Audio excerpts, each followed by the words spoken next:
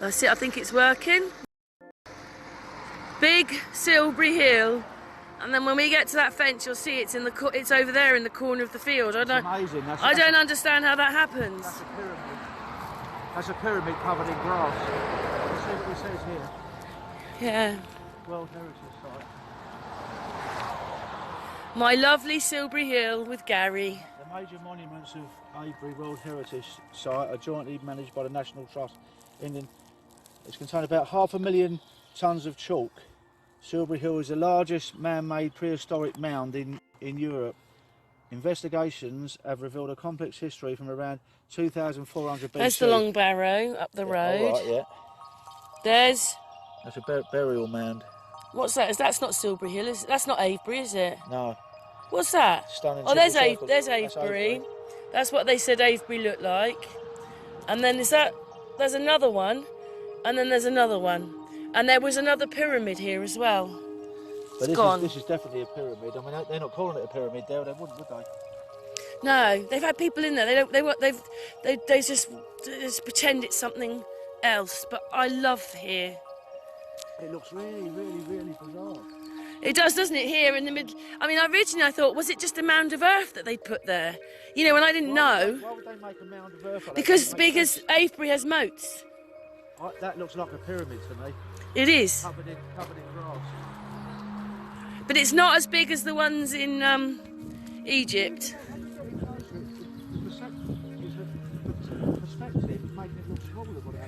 Do you see now it's got smaller? Do you see that? Now it's over there in the corner of that field. But when you're over at the car, it looks like it's out here. And you see these? They're like electrical things.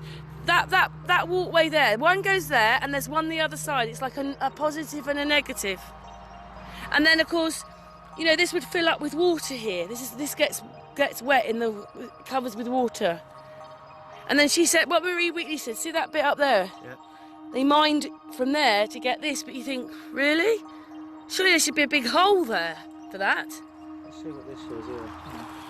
But they say in 2,600 and 2000 BC this was. So basically we can walk along the road and go in there. I don't think we can get over that fence, Gary. We can see it from here, can't we? You can't touch it. There's a fence at the bottom, so you can just walk round it. What I mean though, as you're getting closer to it, it looks smaller than what it actually is. Yeah, it looks bigger from over there. Nice, doesn't it? But it's amazing because a lot of people might not understand this, that there's no security here. This is a pyramid. No security, no nothing. Okay, you can't walk on top of it anymore, but it's right next to a main road. I love this place. No doubt encouraged by tales of rich burials. There's two separate tunnels into the centre of Silbury Hill, according to this. But it's starting to collapse slowly, I think, because there's a hole in the top, and they've burrowed into it a few times, and it's just starting to collapse because it's chalk. I mean, it's limestone or whatever it is. Between 1968 and 1970, Professor Richard Atkinson, seen above on the right, led an investigation. Well, see here, there used to be a garage here. They mended cars. Really? And Marie Wheatley sent me some pictures. Now, what they're saying is, it's all chalk. They're saying it's chalk. We only got their word. Well, for they're chalk then. Yeah, but the thing is, we don't know that, do we? Don't know. We're standing back from this pyramid that we think is a pyramid, and the strangest thing is, on the phone, it don't look any bigger, but we think like this is something to do like with the way lensing works. But this looks gigantic here. And yeah, people like Dave from Enslaved by No Media have worked on this a lot, and we think it's your eyes give a different perspective than sort of like lenses and cameras and phones, because it looks absolutely gigantic from here, but on the phone it don't look any different. It doesn't look any different. So, you know, yeah. at the end of the day, it's hard because I had to zoom in a little bit because your phone never shows you the same perspective, but from the car to when you walk up there, it gets half the size. It's gigantic. So it just goes to show you that sort of like phones and cameras and even probably. But you can see it with your natural eyes. With your natural eyes, it looks absolutely gigantic. But I think we've got to go now, folks. I think the phone's running out of storage. Yeah. Anyway, great stuff.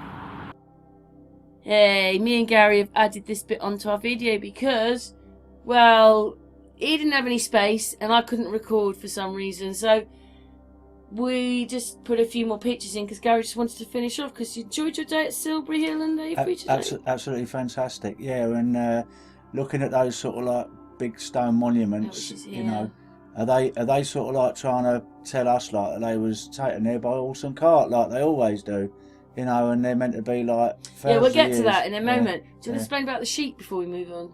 What about The sheep.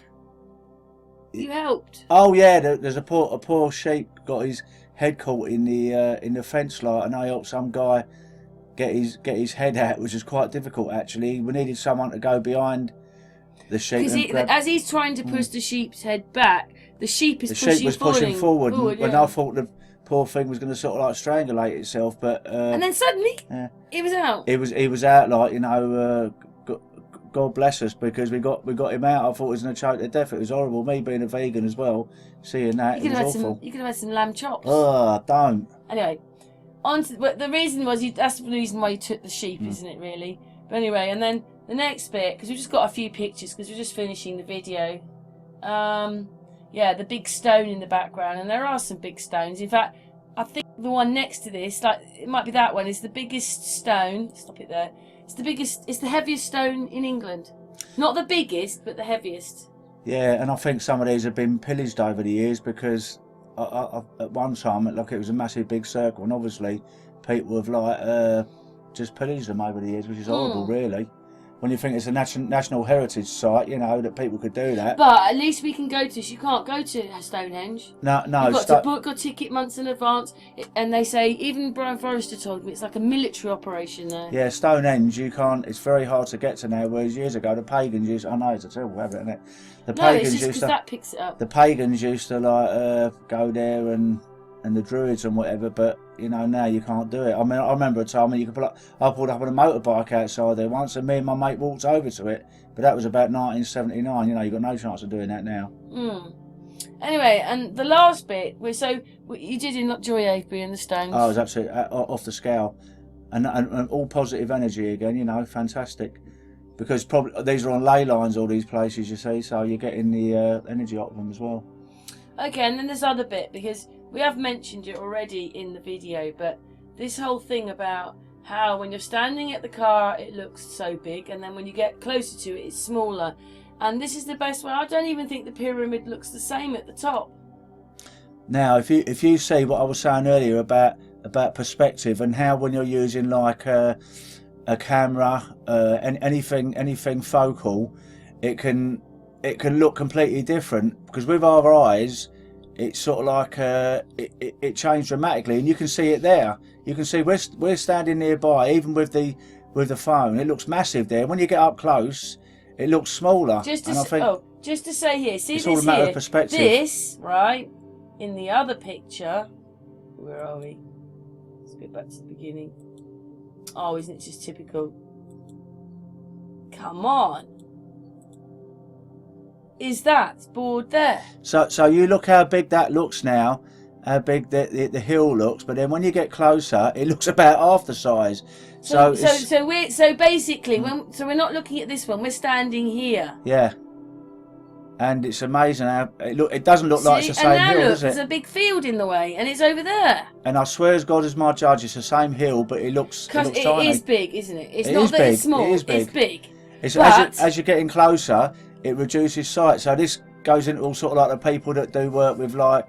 When you're there, it's twice as big. With Nikon P900s and 4 times as big. Yeah, you know, it's a very, very bizarre thing, because with the eyes it looks different as well. So yeah, and also that one there, the top of it's different here at the top of the pyramid than it looks there.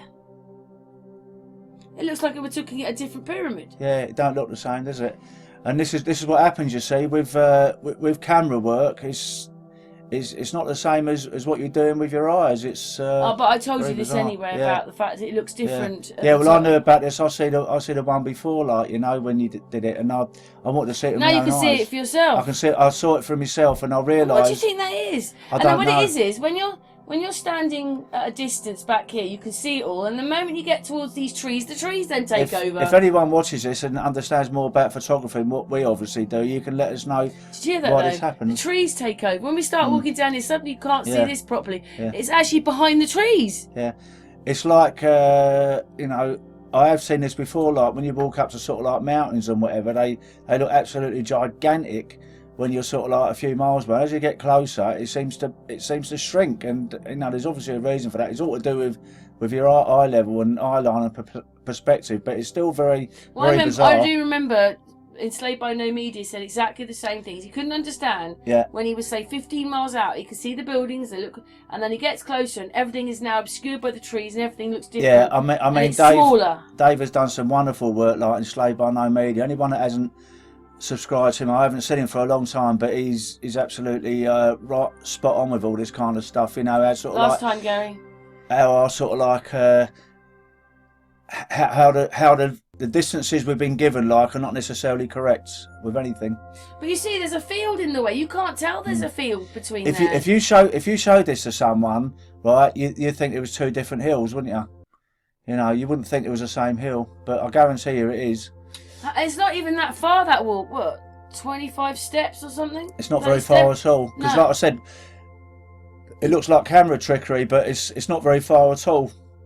And you know, if other people have done camera work, they know how this kind of stuff works. You're not the only one. This is the this definitely is the last plan. You've got like 20 seconds. Right. But there's other people have seen it as well, because we were as a group of people.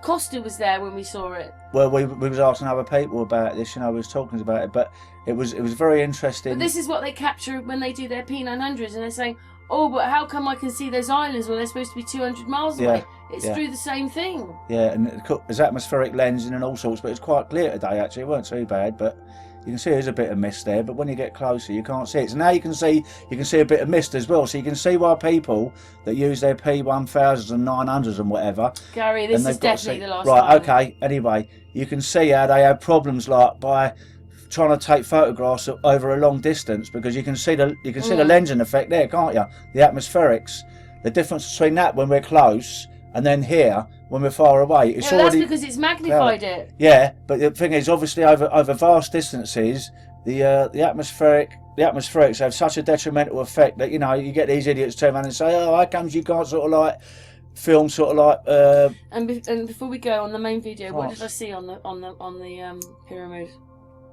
Writing. Oh, you see writing as well, didn't you?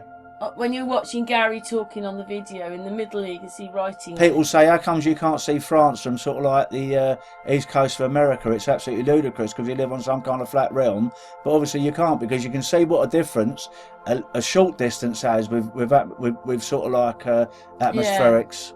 So anyway, we're fantastic. The video's finished. Yeah. I've played it about 5 times. Okay, now. yeah. I'll keep my cake hole shut for a change. I just don't understand how we can go from. I mean, I just think the top of the pyramid looks different there. At the top, it's different to the other one. And it's not like we're that pathway there. It isn't hilly like some people might sort of like reply back to an email and say, oh, maybe like it's because it's a hill there and you're looking down a hill. It wasn't. It was reasonably flat. I mean, it wasn't 100% flat, but if you put a spirit level on it, I wouldn't think the bubble like would go right in the middle, but it wouldn't be far either way, would it? It was reasonably level, you know. I think it's great when you see it and you drive past it. You think, wow! It looks absolutely like tremendous, and I had such a wonderful day. And I'm pleased I helped sort of like maybe save the sheep's life today. You know, I was quite distressed about it. This is the last time we're finishing the main. Yeah. Okay. I don't stop talking, do I? No. My mum used to say to me, "You speak too much, gal." Anyway, we had a nice day, didn't we? Very good, absolutely fantastic. And then we went for a drink. Went for a drink. Had a nice pint of Guinness Light, lager shandy. Met another little Jack Russell.